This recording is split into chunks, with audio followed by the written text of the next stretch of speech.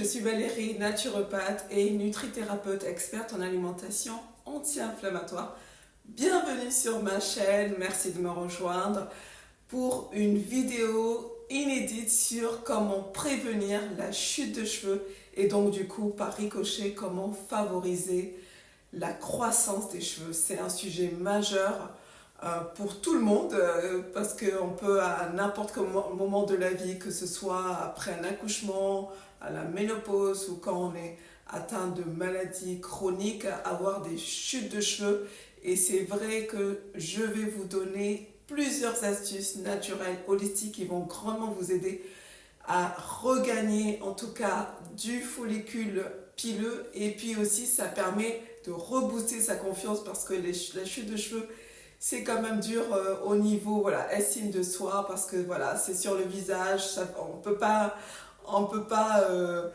faire abstraction de ça. Donc on va parler en premier lieu des causes de la chute des cheveux, et en plus des causes insoupçonnées que vous ne connaissez pas.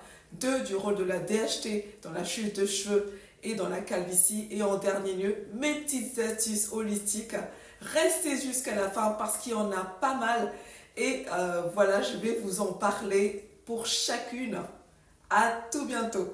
Alors, on va déjà parler des causes que vous ne connaissez peut-être pas de la chute des cheveux. Alors déjà, il y a cette notion, entre guillemets, de eau dure. Pourquoi ? Parce que l'eau dure contient une concentration élevée de minéraux, de calcium, de magnésium, et ces minéraux peuvent affecter les cheveux de plusieurs manières. D'une part, en termes d'accumulation des résidus, d'autre part, en termes d'obstruction des follicules, parce que l'accumulation de ces minéraux peut obstruer les follicules pileux, empêchant une croissance saine des cheveux, et donc par ricochet menant à la chute des cheveux. Et puis après, cette eau dure peut réagir avec des produits capillaires par des réactions chimiques, et donc du coup ces résidus vont potentiellement irriter le cuir chevelu. Et puis on le sait un peu plus, il y a la notion aussi d'eau chlorée, parce que le chlore est souvent ajouté à de l'eau pour des raisons de désinfection. Mais c'est néfaste malheureusement pour les cheveux en termes de déshydratation, puisque le chlore va éliminer les huiles naturelles du cuir chevelu. Ça va les laisser secs et fragiles. Et quand on parle de déshydratation excessive, forcément, ça mène à la casse des cheveux. Et puis, ça affaiblit le cheveu, puisque l'exposition régulière au chlore va faire qu'ils vont tomber, ils vont se casser. Et aussi, on a ce qu'on sait un petit peu plus aussi, c'est que malheureusement, certaines eaux contiennent des métaux lourds, et ces métaux lourds peuvent aussi avoir des effets négatifs sur la santé capillaire en termes de toxicité, puisque les métaux lourds peuvent être toxiques pour les cellules du cuir chevelu. Et puis après, ça engendre de l'inflammation aussi, l'inflammation du cuir chevelu aussi. Et donc, ça entraîne une condition comme la dermatite séborréique qui peut entraîner la chute des cheveux. Et quand on parle de toute cette eau dure, cette eau chlorée, tout ça, bien entendu, ça va entraîner un pH qui est déséquilibré au niveau des cheveux, puisque cette eau qui est trop alcaline peut ouvrir la cuticule des cheveux, ce qui va les rendre sujets à la sécheresse et la casse. Et si par extension le pH est trop bas, et si c'est trop acide, ça peut aussi perturber l'équilibre naturel du cheveu et donc affecter la santé globale des cheveux. Donc là, on va se poser du coup, ok, on a ce problème d'eau, qu'est-ce qu'on peut faire ? Déjà, pour atténuer les effets négatifs de la qualité de l'eau sur vos cheveux, vous pouvez utiliser des filtres à eau, installer des filtres sur vos robinets ou sur votre douche. Ça va déjà réduire la quantité de minéraux de chlore dans l'eau. Et puis, après, ce qui est très important aussi, c'est bien penser à rincer vos cheveux avec de l'eau filtrée ou de l'eau minérale, tout simplement, pour justement évacuer en fait toute cette eau du robinet. Deuxième cause que vous ne connaissez peut-être pas, c'est les sulfates dans les shampoings qui peuvent avoir des effets négatifs sur les cheveux et potentiellement contribuer à la chute des cheveux. Donc, ces sulfates sont des agents nettoyants puissants qui irritent le cuir chevelu, qui créent de l'inflammation dans le cuir chevelu, donc qui va perturber les follicules pileux et qui peut créer des démangeaisons et de la sécheresse. Donc, pensez bien à éviter en fait tous ces sulfates contenus dans les shampoings parce que voilà, ils vont engendrer des cheveux secs, cassants, parce que les cheveux ont besoin d'huile naturelle. Ils vont affaiblir aussi vos cheveux. Ils vont perturber ce dont je parlais un peu plus haut, tout ce qui est pH. Ils vont déséquilibrer le pH naturel de vos cheveux. Donc, pensez bien aux alternatives aux shampoings sans sulfate. Donc, les shampoings sans sulfate, il y en a, ça se vend de plus en plus quand même. Même en parapharmacie, vous trouvez des shampoings solides aussi, qui sont bien, qui sont plus naturels, qui utilisent des agents nettoyants plus doux. Et donc, ça favorise plus une hydratation et moins d'irritation au niveau de votre cuir chevelu. Et puis après, vous avez, si vous voulez aller un peu plus loin, les shampoings à base d'ingrédients naturels qui sont biologiques, qui sont moins agressifs pour le cuir chevelu. Et puis, vous avez aussi tout ce qui est conditionneur, hydratant, nourrissant, qui permet de compenser la perte naturelle de ces huiles naturelles et donc de protéger vos cheveux contre la casse. Maintenant, on va se poser la question de comprendre qu'est-ce que c'est la DHT. Alors, la DHT, je vais pas dire le nom, je vais vous l'écrire parce que c'est un nom un peu barbare. C'est la dihydrotestostérone, voilà. Elle cause la chute des cheveux et la calvitie. C'est une hormone en fait qui est dérivée de la testostérone. Et la DHT, en fait, elle se lie au récepteur du follicule pileux et donc elle entraîne un rétrécissement de ce dernier et donc finalement la chute de cheveux. Donc chaque personne a une sensibilité différente à la DHT, tout simplement en raison des facteurs génétiques. Donc on va avoir des personnes dont les follicules pileux sont plus sensibles à la DHT et qui vont potentiellement plus souffrir d'alopécie androgénique. Et cette sensibilité, on peut rien y faire, elle est héréditaire, voilà. Et donc ça explique parfois pourquoi on a plus de tendance à avoir la calvitie. Donc, qu'est-ce qui va aider à bloquer la DHT? Donc là, on va parler de toutes mes petites astuces holistiques, naturelles. Donc, restez jusqu'à la fin parce que c'est là où ça devient intéressant que vous puissiez mettre en pratique tous les petits remèdes naturels dont je vais vous parler. On va déjà se poser la question, comme je l'ai dit, qu'est-ce qui va bloquer cette DHT? Donc, ça va être d'une part le jus d'oignon. Pourquoi? Parce que le jus d'oignon, il est riche en soufre. C'est un minéral essentiel pour la santé des cheveux. Le soufre, ça améliore la circulation sanguine vers les follicules pileux et donc la croissance des cheveux. Et puis en plus, dans le jus d'oignon, il y a de la quercétine. C'est un antioxydant puissant qui est présent dans les oignons, qui a des propriétés anti-inflammatoires. La quercétine, elle va aider à inhiber la DHT en réduisant l'inflammation du cuir chevelu. C'est aussi un antibactérien et donc ça va aider, si vous avez des infections, ça peut aider à maintenir un cuir chevelu sain et prévenir la chute de cheveux. Donc, comment l'utiliser? C'est tout simplement mélanger le jus d'un oignon avec de l'eau pour réduire l'intensité et l'odeur. C'est sûr, ça sent pas très bon, mais c'est efficace. Et puis après, vous appliquez la solution sur le cuir chevelu. Vous massez doucement, vous laissez agir 30 minutes et puis après, vous rincez avec votre shampoing qui est doux. Deuxième astuce holistique, c'est le thé vert qui est dilué à de l'eau parce que le thé vert contient des catéchines et ça permet d'inhiber, de bloquer la production de DHT. Et puis le thé vert, on le sait, c'est un puissant antioxydant qui protège des dommages causés par les radicaux libres et donc qui va favoriser la croissance de vos cheveux. Donc, comment l'utiliser? Vous allez infuser du thé vert, laisser refroidir et puis diluer le thé vert avec de l'eau et l'utiliser comme rinçage après votre shampoing ou appliquer directement sur votre cuir chevelu. Laissez agir 30 minutes et puis rincer.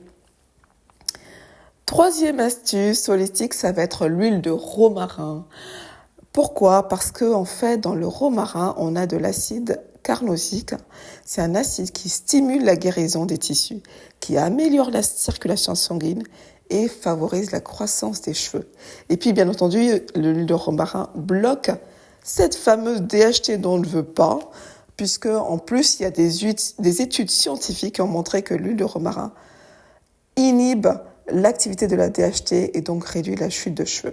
Et puis, le romarin, c'est un antioxydant, pareil, un anti-inflammatoire, et donc ça va contribuer à un cuir chevelu sain.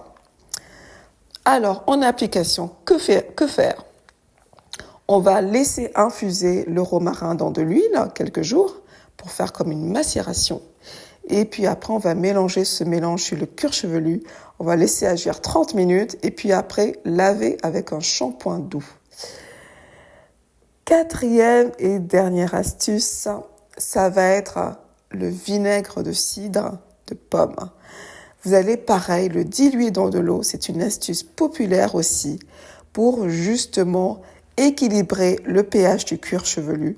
En plus, le vinaigre de cidre a des propriétés antibactériennes, antifongiques. Ça va permettre de traiter et prévenir les infections du cuir chevelu, telles que les pellicules, la dermatite seborrhéique. Et puis, ça va aussi stimuler la circulation sanguine en faisant un massage du cuir chevelu avec cette solution. C'est-à-dire, par contre, bien dilué. Faites un ratio de 1/4, c'est-à-dire si vous mettez une cuillère de vinaigre de cidre de pomme, vous allez mettre 4 fois plus d'eau parce que c'est quand même très acide. Donc, mais par contre, ça va aider aussi au niveau de la circulation sanguine parce que ça va apporter des nutriments, de l'oxygène aux follicules pileuses qui va favoriser la croissance des cheveux. Donc, on a aussi le fait que ce vinaigre de cidre est aussi, j'ai oublié de mentionner, un conditionnement naturel. Donc, ça va lisser la cuticule des cheveux, ça va les rendre plus brillants, plus lisses, et donc moins sujets à la casse. Donc, en utilisation, pareil, on va diluer, donc bien diluer, comme je vous l'ai dit, parce que en fonction de la sensibilité de chacun au niveau du cuir chevelu, ça va être très important la dilution. Et puis après, au niveau de l'application, vous lavez vos cheveux avec un shampoing doux, vous appliquez votre solution de vinaigre de cidre de pomme sur votre cuir chevelu, et vous pouvez utiliser une bouteille de spray, c'est peut-être plus facile. Et puis après, vous massez doucement votre cuir chevelu avec vos doigts pour améliorer la circulation sanguine et assurer une distribution uniforme de la solution. Vous laissez agir pendant 5-10 minutes et puis vous rincez. Voilà. Et puis après, maintenant qu'on a parlé de toutes les astuces qu'on peut mettre en place au niveau local, au niveau de vos cheveux, maintenant on va se poser la question, qu'est-ce qu'on va faire au niveau interne, à l'intérieur de notre corps pour donner tous les minéraux, les nutriments, les vitamines dont le cheveu a besoin. Et c'est là où justement tout ce qui est complément alimentaire, ça va aussi grandement vous aider en plus de l'aspect local sur le cheveu. Ça va être d'une part le rôle du zinc. Le zinc, c'est primordial dans la santé des cheveux. Et pourquoi le zinc est primordial? Parce qu'il est essentiel pour la synthèse des protéines, y compris la kératine, qui est un principal composant des cheveux. Et une carence de zinc, ça va entraîner une diminution de la kératine et donc affaiblir vos cheveux et produire de la chute. Et puis le zinc, on le sait, est nécessaire dans la division cellulaire, qui est un processus vital de la croissance des cheveux. Donc, vos follicules pileux sont parmi les tissus qui sont engendrés par ces divisions cellulaires. Donc, du coup, il faut leur apporter du zinc, c'est extrêmement important. Et puis le zinc, c'est aussi hyper important dans l'équilibre hormonal parce que tout ce qui est régulation des hormones va bien entendu agir sur la santé des cheveux comme les androgènes, parce qu'on le sait maintenant, tout ce qui est déséquilibre hormonal, notamment une augmentation de la DHT dont on a parlé, va entraîner la chute des cheveux. Donc, très important le zinc. Puis le zinc, on le sait, voilà, ça soutient votre système immunitaire, ça régule la production de sébum par les glandes sébacées. Ça va justement éviter qu'il y ait trop de cet excès de sébum sur votre cuir chevelu. Donc, ça va aussi équilibrer en termes de pH, ça va régénérer les tissus.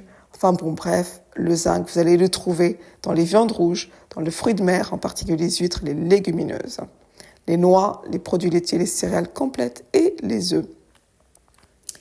Et puis maintenant, on va se poser la question d'une autre vitamine, enfin une hormone complètement essentielle pour la santé de vos cheveux, c'est la vitamine D. Parce que la vitamine D, elle est impliquée dans la régulation de la croissance des follicules pileux. Elle va aider à initier cette phase qu'on appelle phase anagène, qui est la phase de croissance des cheveux. Et donc, si vous êtes carencé en vitamine D, ça va perturber ce cycle. Donc, on va prendre de la vitamine D pour justement stimuler cette phase-là. On va aussi prendre de la vitamine D parce que c'est un puissant anti-inflammatoire. Et en plus, on le sait au niveau des recherches scientifiques que la vitamine D va aider à créer de nouveaux follicules pileux. Et là, on en a besoin pour la croissance des cheveux, pour avoir une densité capillaire accrue et compenser la perte de cheveux. Et puis, je reviens pas toujours sur le fait, parce que j'en parle beaucoup de la vitamine D, ça module le système immunitaire, ça je l'ai dit plusieurs fois. Oups, je reprends où j'en étais parce que mon micro s'est coupé. Alors, la vitamine D, comme je le disais, elle influe sur la fonction des glandes sébacées qui sont situées près des follicules pileux. C'est pour ça qu'en fait, la vitamine D va être extrêmement intéressante pour justement aider à rajuster s'il y a un déséquilibre dans la production de sébum, ok ? Et puis, bien entendu, pour la vitamine D, au niveau naturel, exposez-vous tout simplement au soleil. Voilà, les rayons UV du soleil permettent à la peau de synthétiser la vitamine D. Et en termes d'alimentation, la vitamine D, vous allez la trouver dans les poissons gras, comme les sardines, les huiles de foie de poisson, le lait enrichi, les œufs, les champignons exposés à la lumière V. Enfin, tout ça va grandement vous aider. Et puis, on va parler aussi du rôle du sommeil. Parce que, pourquoi ? Parce qu'en fait, le sommeil joue un rôle crucial dans la régulation des hormones, y compris celles qui influencent la croissance des cheveux, comme la mélatonine. Donc, si vous avez un sommeil qui est perturbé, ça peut entraîner des déséquilibres hormonaux et notamment un risque de chute de cheveux. C'est pour ça que je le dis toujours, le sommeil c'est important. Parce que pourquoi ? Pendant que vous dormez, votre corps se répare, se régénère et cette phase de réparation cellulaire, elle est essentielle pour maintenir des follicules pileux sains et favoriser la croissance de vos cheveux. Donc, dernier lieu aussi, c'est le stress, parce que on le sait bien, le stress est un facteur connu pour contribuer à la chute des cheveux. Donc restez zen, pas de stress chronique, surtout pas, parce que ça provoque une chute de cheveux diffuse. Donc voilà, restez zen le plus possible. Je sais que c'est pas toujours facile. On continue sur le rôle des vitamines B, parce que les vitamines B, elles sont essentielles. Je vais vous en citer 4 qui sont essentielles pour la santé des cheveux. Déjà, il y a la biotine, qui est probablement la plus célèbre des vitamines B pour la santé de vos cheveux. Elle contribue à la production de kératine, qui est la protéine essentielle pour la structure des cheveux. Et donc, si vous êtes carencé en biotine, ça peut entraîner des cheveux fragiles et une chute. Et après, on a la niacine. La niacine, c'est la B3. Ça améliore la circulation sanguine vers le cuir chevelu. Ça apporte nutriments, oxygène aux follicules pileux. Et après, on a la B5, qui est l'acide pantothénique, qui aide à renforcer les follicules pileux, à prévenir la chute de cheveux et qui joue un rôle dans la régulation des sécrétions des glandes sébacées, ce qui maintient le cuir chevelu hydraté. Et en dernier lieu, en n'oublions pas la riboflavine, qui est la B2, qui contribue à la santé globale des cellules et au métabolisme énergétique, qui est nécessaire pour une croissance capillaire optimale. Et puis après, je vais vous parler du rôle des protéines Pourquoi? Parce que je vous dis toujours que, en tout cas dans cette vidéo, que les cheveux sont principalement constitués de kératine. Et qu'est-ce que c'est la kératine? C'est une protéine qui est structurale. Donc, il faut un apport adéquat en protéines qui est essentiel pour la production de kératine qui renforce vos cheveux et donc sa croissance. Et puis, on le sait bien, les protéines sont nécessaires à la réparation, à la croissance des tissus, y compris les follicules pileux. Donc, si vous êtes dans un régime trop pauvre en protéines, cela peut entraîner des cheveux fragiles et une croissance ralentie. Donc, pensez bien à un bon apport de protéines dans votre alimentation quotidienne. Et je finis par le rôle du sélénium parce que c'est un puissant antioxydant qui aide à protéger les cellules des follicules pileux contre les dommages oxydatifs causés par les radicaux libres et cela va maintenir vos follicules pileux sains et fonctionnels. Le sélénium qui est aussi essentiel pour le bon fonctionnement de la glande thyroïde. Les hormones thyroïdiennes régulent la croissance et la santé des cheveux et un dysfonctionnement thyroïdien peut entraîner une chute de cheveux. Donc, pensez au sélénium, notamment si vous avez des problèmes au niveau de la thyroïde.